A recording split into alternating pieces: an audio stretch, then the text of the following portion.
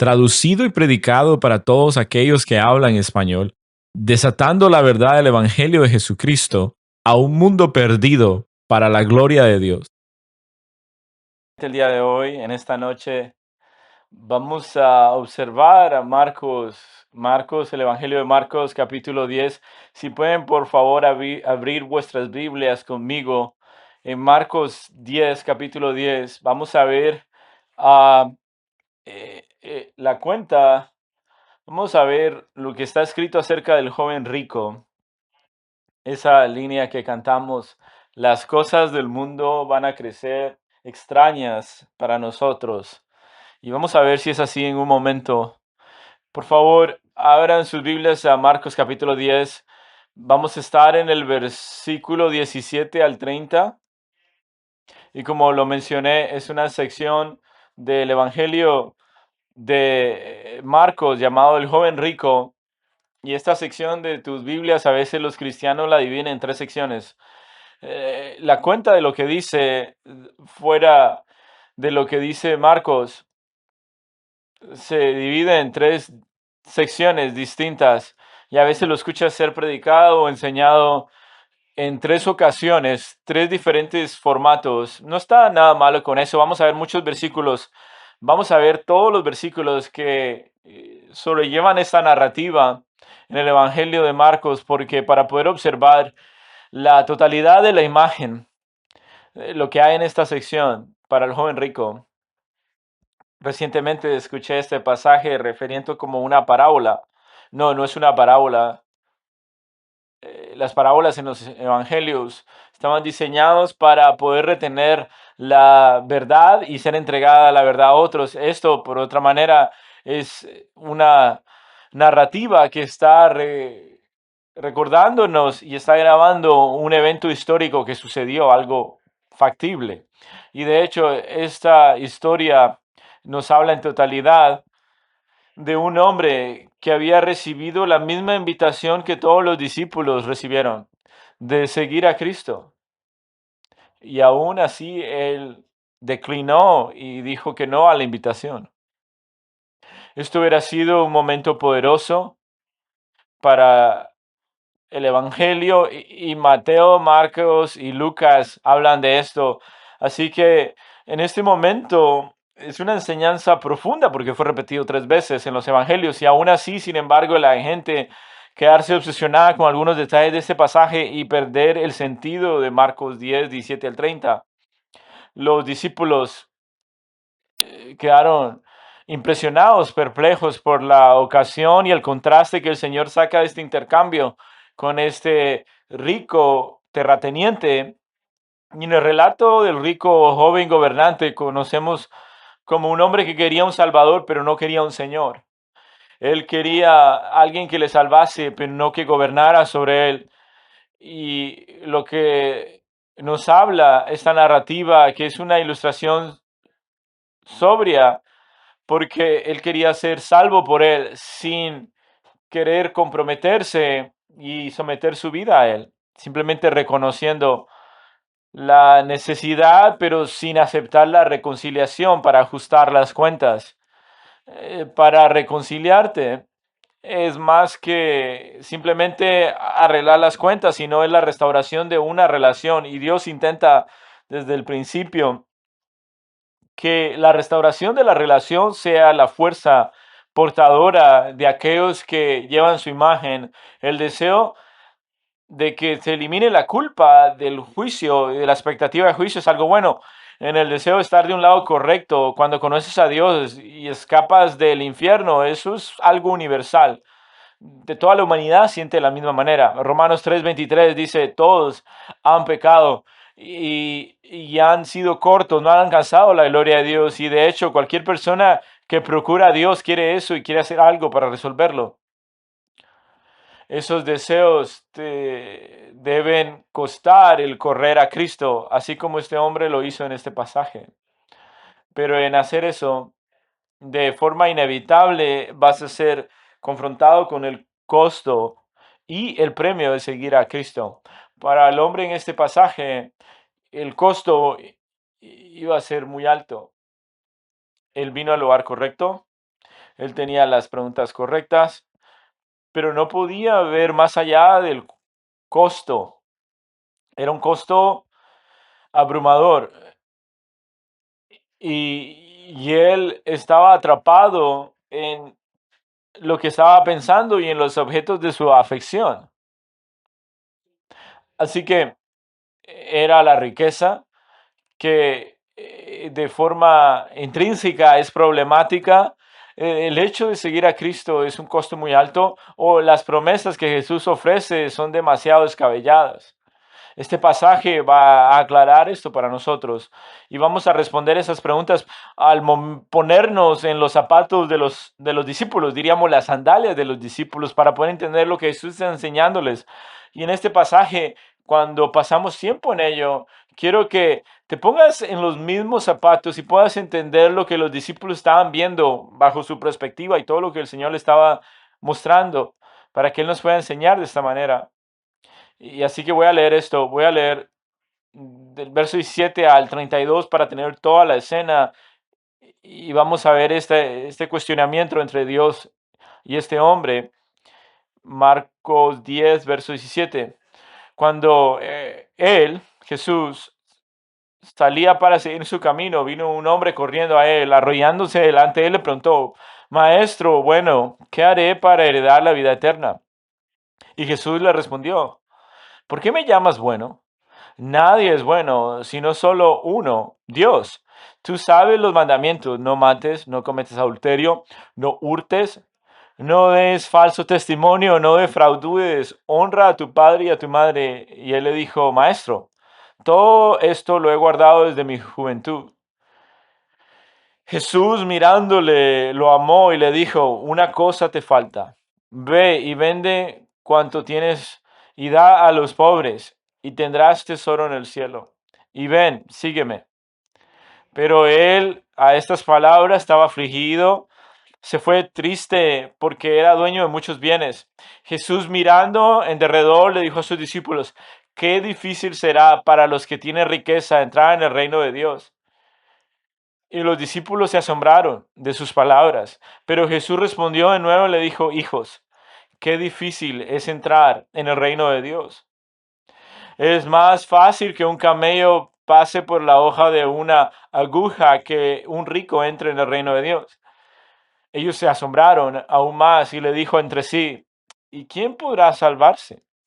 Mirándoles, Jesús dijo: para los hombres es imposible, pero no para Dios, porque todas las cosas son posibles para Dios. Entonces Pedro comenzó a decirle: he aquí, nosotros lo hemos dejado todo y te hemos seguido. Y Jesús le dijo: en verdad os digo, no hay nadie que haya dejado casa o hermanos o hermanas o madre o padre o hijos o tierras por causa de mí y por causa del Evangelio, que no reciba 100 veces más ahora en este tiempo, casas y hermanos y hermanas y madres e hijos y tierras juntos con persecuciones, y en el siglo venidero la vida eterna. Pero muchos primeros serán últimos y los últimos primeros. E iban por el camino subiendo a Jerusalén, y Jesús iba delante de ellos, y estaban asombrados, perplejos, y los que le seguían tenían miedo. Padre, mientras abrimos tu palabra y consideramos todo lo que tienes para nosotros, oro, Señor, que me des la claridad para esta congregación también, Señor, en esta tarde noche, que todo lo que tú intentaste y tu intención en este pasaje y en el escuchar tu palabra, te amamos, en el nombre de Cristo oramos, amén. Sin duda alguna, las decisiones más gratificantes que has tomado, las actividades más eh, premiadoras que has emprendido han sido aquellas que te han puesto a prueba. Es verdad esto. Y no tengo ninguna duda que en un desafío grande que has tomado es la búsqueda de Cristo. El costo de seguir a Cristo es grande, pero la recompensa de seguir a Cristo es mayor por un margen de equidad que ni siquiera podemos calcular. Y si estás en Cristo, ya lo crees. Los discípulos llevaban lo que suponía seguir a Cristo por 2 años en su ministerio. Y Jesús les enseñó: aquel el que deja, el que no ama a su padre y a su madre más que a mí no es digno de mí, o a sus hijos no es digno de mí. Ellos habían escuchado que si alguien desea venir tras mí debe negarse a sí mismo, tomar su cruz y seguirme. Les había enseñado todo el tiempo al escuchar la predicación y la siembra de la palabra de Dios, y todos se habían emocionado acerca de ellos, pero sí, algunos, las preocupaciones del mundo, los engaños de las riquezas y los deseos de otras cosas entran y asfixian la palabra y se vuelve infructuosa. Este encuentro sería una ilustración sobria. Así, mientras ellos ganaban claridad sobre las exigencias, dificultades y beneficios de seguir a Cristo, y todas estas tres cosas son algo que nos cuesta y vamos a ver en esta sección. Así que si necesitas un bosquejo, vamos a ver a 3 lecciones sobre el señorío de Cristo que ponen a prueba el corazón. 3 lecciones del señorío de Cristo que ponen a prueba el corazón. Estas lecciones de Marcos 10, del 7 al 30, están destinadas a desafiar cómo piensas sobre la búsqueda de la vida eterna y cómo encontrar la seguridad que este hombre, el hombre de este pasaje, lo que estaba buscando. La primera lección es la lección de las exigencias, demandas. La salvación solo se asegura bajo el señorío de Cristo y no aparte de este. Y los discípulos aprenden esta lección para, o al ver la pregunta y la respuesta de Jesús acerca de la vida eterna. Así que considera cómo este intercambio se despliega. Primero, este hombre fue urgente, incluso humilde en su búsqueda de la salvación. Y dice: hombres adinerados necesitan correr, pero cuando él corre se arrodilla y se postra delante del Señor. Y en este momento, en el Evangelio de Marco, las preguntas que él ha recibido van como esto: ¿me podría sanar? ¿Qué es lo que Dios está diciendo en esto? ¿Quién es el mayor? Este hombre tenía la pregunta correcta. Así que vino y le dijo: ¿qué debo de hacer para heredar la vida eterna? Y ahora tiene la atención. Y por eso es que vino el Señor. Vino por esta pregunta, así que él era genuino en su búsqueda del Salvador, como muchos de nosotros lo somos. Así que cuando viene este hombre y pregunta: ¿qué es lo que debo hacer para heredar la vida eterna? Y ahora tiene la atención indivisible de nuestro Señor, porque él tenía la pregunta correcta y Jesús ve lo que nadie más puede ver. Miren la respuesta de Jesús, verso 19. Tú sabes los mandamientos: no cometas adulterio, no hurtes, no cometas homicidio, no deshonres a tus padres, etcétera. Así que este hombre está comprometido a esto, está comprometido desde que era alguien joven y de hecho lo ha hecho hasta el momento. Valga la redundancia, en este pasaje dice: no defraudes. No está completamente explícito en la ley, pero es de acuerdo, pero el Señor no lo omite. El Señor de una manera afirma lo que es correcto y él lo amaba. Pero él dice: te hace falta una sola cosa. Y lo que él expone es: el hombre ama sus cosas más de lo que ama al Señor. Pero le dice: ve y vende todo lo que tienes y dáselo a los pobres y ven y sígueme y sé mi discípulo y tendrás un tesoro en el cielo. ¿Tesoro? Es una maravillosa oferta. Así que Lucas se refiere a él como una persona, un terrateniente que tenía muchas propiedades, lo que dice el texto.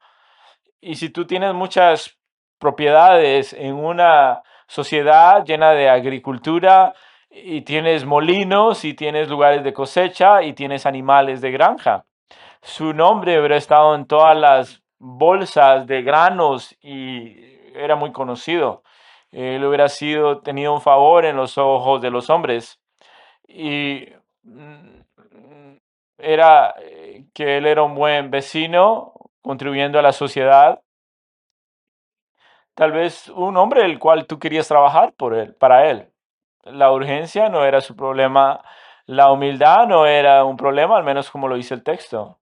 Conociendo la palabra de Dios no era un problema, manteniendo la ley no era un problema. Y por cualquier apariencia externa era un hombre lleno de virtudes y con una influencia positiva y fuerte. Y él iba a lugares, diríamos, humanamente, pero Jesús puede ver lo que nadie más puede ver. Sus aficiones estaban divididas. Escuchan a esta cita. Un pastor dijo esto y creo que es importante. Jesús no enseñó para obtener la vida eterna uno debe ser pobre en los bienes del mundo, pero sí enseña que un corazón dividido pierde el premio y la meta. Este hombre quería algo mejor que él, pero no estaba dispuesto a hacer ningún sacrificio para conseguirlo. Quería a Dios, pero no a costo de su oro. Quería la vida, pero no al costo del lujo. Estaba dispuesto a servir, pero no estaba dispuesto a sacrificarse. Así que él era sincero en su búsqueda de la vida eterna y del Salvador. Pero su falta de seguridad lo llevó a buscar y apuntalar otra casilla. Pero lo que no entendía era que para heredar la vida eterna, todo en su vida en la tierra tendría que ser sostenido con una mano abierta. Su problema era que quería un Señor a tiempo parcial. Él no entendía que la salvación no viene separada del Señor, que le ofrece. La seguridad de la salvación es inalcanzable aparte del señorío de Cristo sobre su vida. Y tienes que recordar, Dios ha creado todas las cosas a través de Cristo en los cielos y en la tierra, Colosenses 1, y estableció las, las agencias de las estaciones y todas las eras del tiempo, Hebreos 1, se estableció las naciones, sus tiempos y sus fronteras en Daniel 2 y en Hechos 17. Él sostiene todas las cosas por el poder de su palabra, como escuchamos unas semanas anteriores en Hebreos 1, que logra todas las cosas según el concilio de su propia voluntad y predestina a sus hijos legítimos conforme al carácter y semejanza de sus hijos, de su hijo, perdón, Efesios 1, y al final cada rodilla se inclinará y cada lengua confesará que Jesús es el Señor. Y sin embargo, amigos, hay una corriente de pensamiento, una escuela de pensamiento que dice que Jesús puede ser tu Salvador, pero no tu Señor. Así que tenemos que ser introducidos a esta idea fuera del texto. No vas a encontrar esto. Eso es un error que ganó mucha fuerza en los años 1990. El movimiento de la gracia gratis o el creer fácilmente, un movimiento eclesiástico emergente. Esta escuela de pensamiento hablaba de forma ingeniosa y renombrada en propaganda como distinción entre la ley y el evangelio. Es integrante, suena interesante porque la ley mosaica en el nuevo y el nuevo pacto son diferentes, pero esta es la esencia del error. No puedes conservar la ley ni sus implicaciones en su totalidad, pero ¿por qué intentar? No hay necesidad de intentar, la gracia es gratis, así que no hay necesidad de responder. En otras palabras, necesitas un Salvador, pero no un Señor. Así que ahora la gracia es dada, pero para el creyente es irresistible llamar a Jesús Señor. Por este hombre el precio era demasiado alto. A pesar de sus mejores esfuerzos por alcanzar la vida eterna, las palabras de Cristo contó el costo de tener un amo y se alejó. No tenía discusión, no disputa ni resistencia. Su corazón simplemente se había apegado a las cosas de este mundo. Verás, el imperio que él había construido estaba compuesto de recursos y relaciones de todo tipo y muchos de esto. Cualquiera de esos recursos podría atraer su afecto. había renunciado a mucho sector inmobiliario en su corazón, pero el Señor quería ser el Señor de todo eso. Esos son los términos que Él establece. Él hace la obra salvadora y reconoces por quién es. Él es Salvador y Señor. Reconocerle como el Salvador resulta más fácil que reconocerlo como Señor.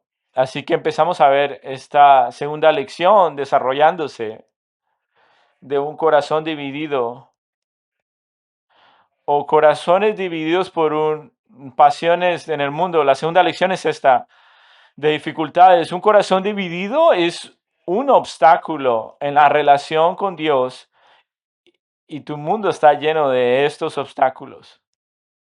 Incluso las cosas buenas que Dios provee pueden convertirse en ídolos del corazón cuando tiene más influencia en tu vida que el Señor.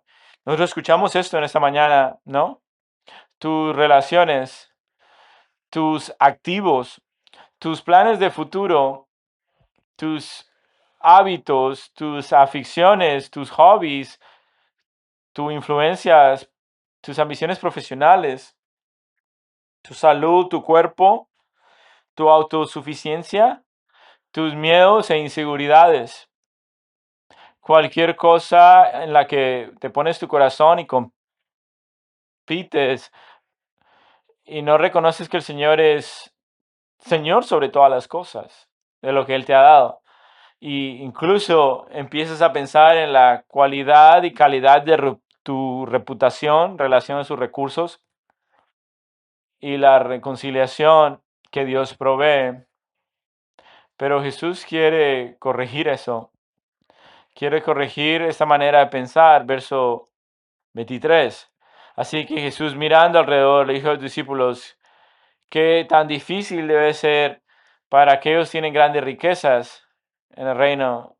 Y va a ser difícil para ellos entrar al reino de Dios. Y los discípulos se asombraron de sus palabras, pero Jesús les respondió de nuevo, hijos, niños, qué difícil entrar en el reino de Dios. Es más fácil que un camello pase por la hoja de una aguja que en el rico entre en el reino de Dios. Esto fue asombroso, estaban perplejos por esto, sorprendidos, en shock. Y la palabra es de forma exclusiva, Él hace la manera de entrar al reino. El Señor de manera sobreabundante les habla a los discípulos,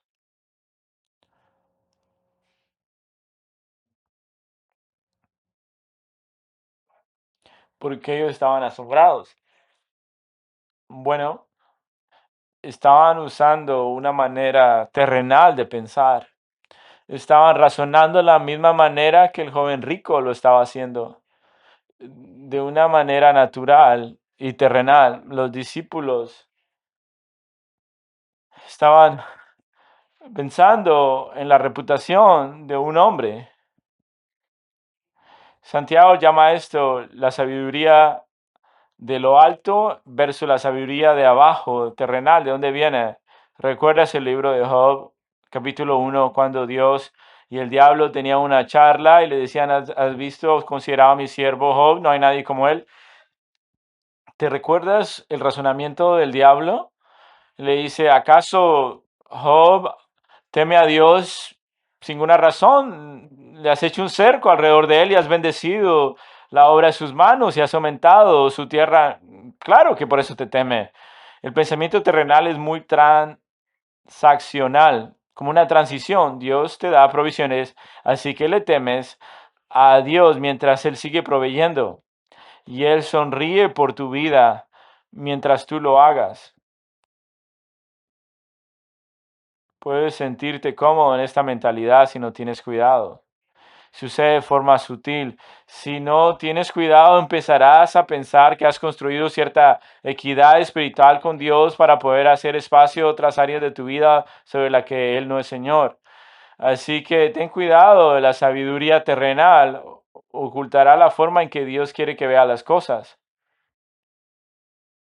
El punto que Jesús está haciendo a los discípulos en este momento de enseñanza es que la dificultad de un hombre rico para entrar en el reino de Dios a través de sus propios recursos y reputaciones es la dificultad para cualquiera a gran escala.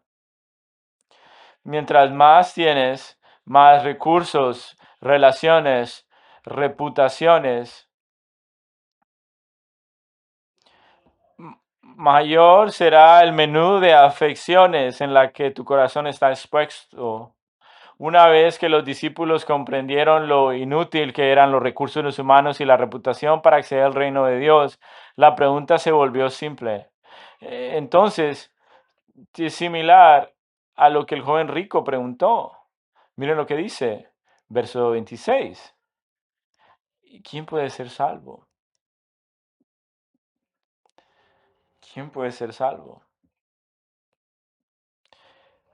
Y mira la respuesta, mira, le dice, para la gente, para las personas, para los hombres es imposible, pero no para Dios, porque todas las cosas son posibles para Él.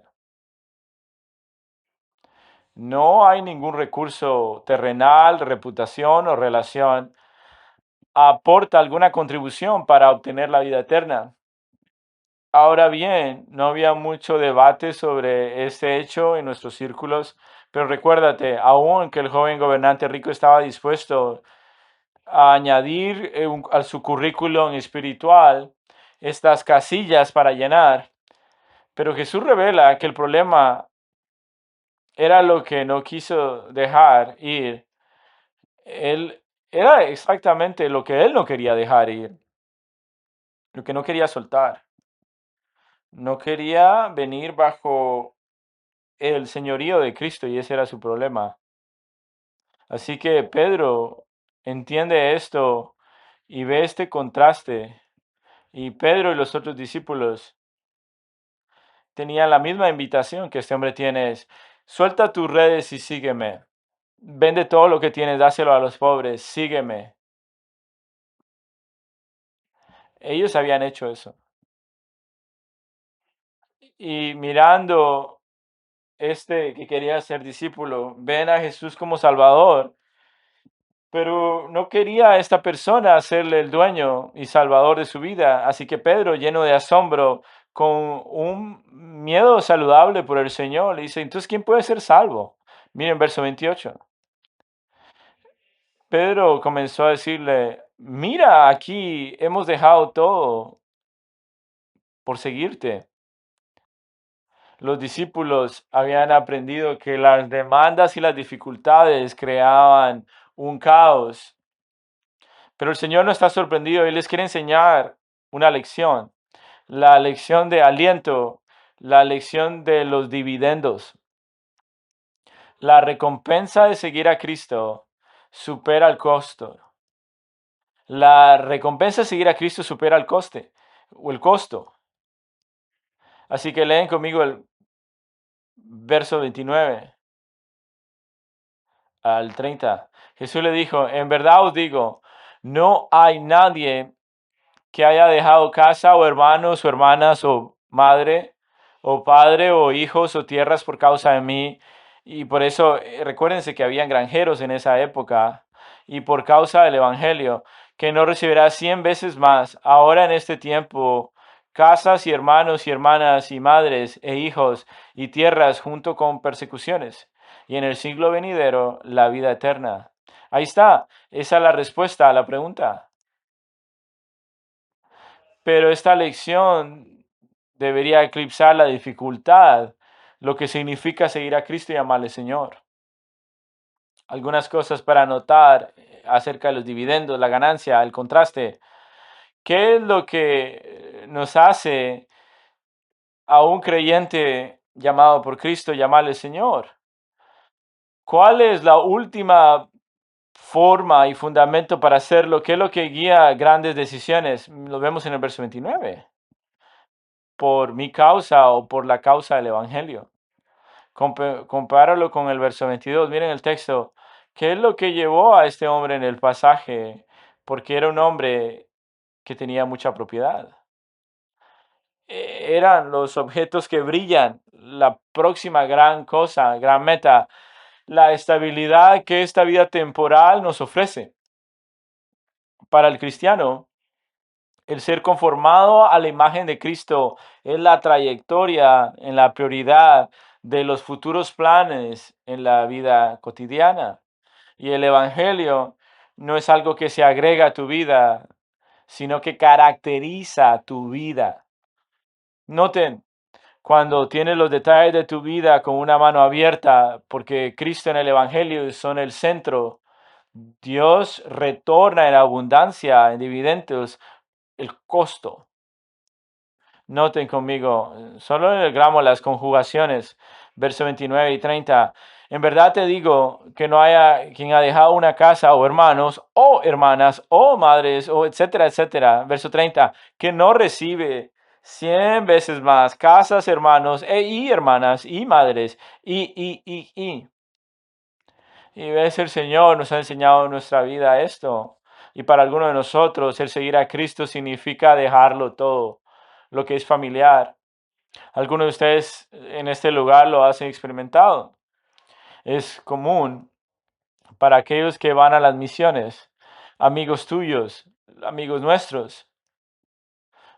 Pero para muchos de nosotros el seguir a Cristo significa el dejar una cosa u otra para servirle y sus propósitos en un tiempo corto en el que tenemos acá en la vida, en la tierra. Si decidimos seguir a Cristo, hay algo que debemos dejar. Relaciones cambian, afectos cambian, la manera en que pasas tu tiempo cambia, tus recursos tienen un nuevo propósito.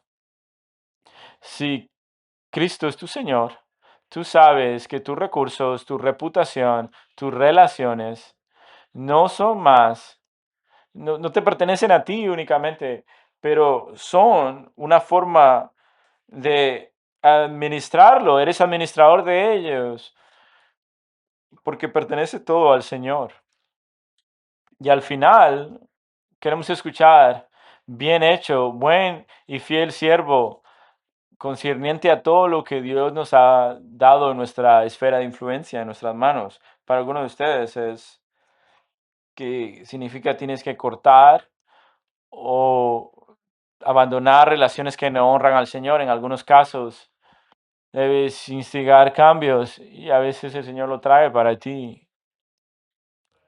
Pero no hay duda, cuando miras en el miro retrovisor, la fidelidad de Dios cuidando de cada necesidad, cuando tú miras que Cristo es el Señor de tu vida en cada manera y y tomas todos en tu mano y abres tu mano y ves que Dios va a multiplicar los recursos y las relaciones también. ¿Cómo lo hace Él? ¿Cuál es el lugar? Lo hace una iglesia saludable local.